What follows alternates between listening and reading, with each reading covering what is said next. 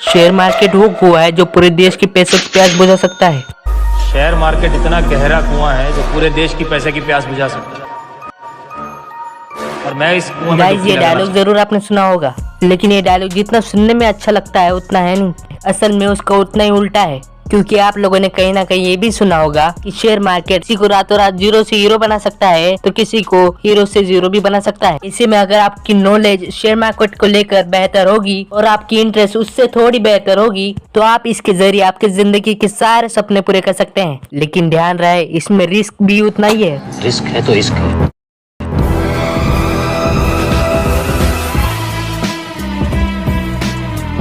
Share market के basics को बताने से पहले हमारे चैनल को सब्सक्राइब जरूर कर लीजिएगा। देखिए, शेयर मार्केट का मतलब होता है जहाँ पर आप किसी कंपनी का शेयर यानी कि उस कंपनी में थोड़ी सी हिस्सेदारी खरीद सकते हैं, और अगर कंपनी को प्रॉफिट हुआ तो आपको भी प्रॉफिट होगा, और अगर कंपनी को लॉस होता है तो आपको भी नुकसान उठाना पड़ेगा।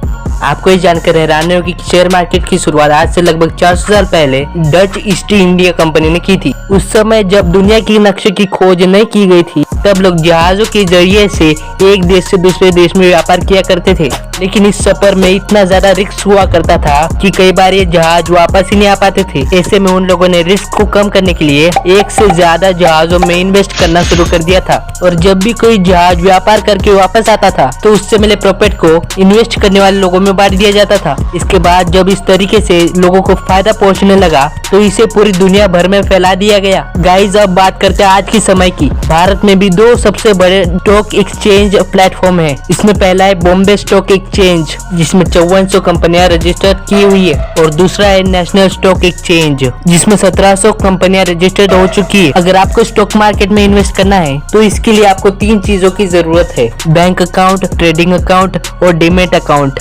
लेकिन आज ये बैंक तीनों अकाउंट्स को एक ही जगह पर मर्ज कर देते हैं। कई लोगों को ट्रेडिंग और इन्वेस्ट में फर्क समझ नहीं आता है। तो देखिए, इन्वेस्टिंग का मतलब होता है कि आप लोगों ने किसी कंपनी के शेयर खरीद लिए हैं और फिर 1-2 साल के इंतजार करने के बाद उसे आराम से बेचा या फिर लाइफ लॉन्ग अपने पास रखा है।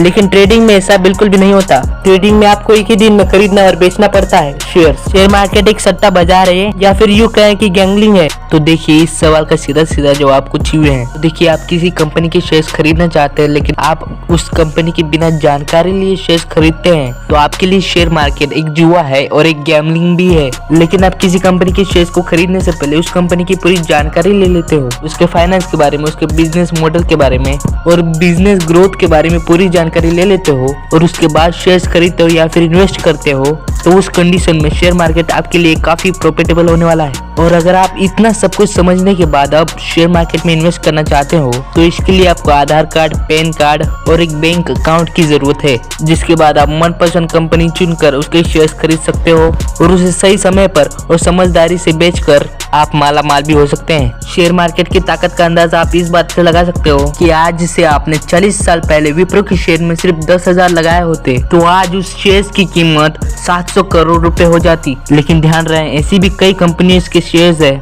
जिसमें आपने 40 साल पहले 700 करोड़ रुपए लगाए होते तो आज के टाइम वो प्राइस 10,000 से भी कम हो जाती, जिसकी कीमत 0 से भी कम होती। इसीलिए शेयर मार्केट में रिस्क का भी पूरा ध्यान रखना चाहिए। लेकिन ध्यान रहे, बाजार जोखिम के अधीन है, इसीलिए कृपया इन्वेस्ट करने से पहले अतिरिक्त जानकारी और योजना से संबंधित दस्तावेजों को इकट्ठा करके अपनी सूझबूझ से ही शेयर्स को खरीदे या फिर बेचे। हम किसी भी कंपनी के शेयर्स को प्रमोट नहीं कर रहे हैं, ये वीडियो सिर्फ आपकी नॉलेज के लिए था।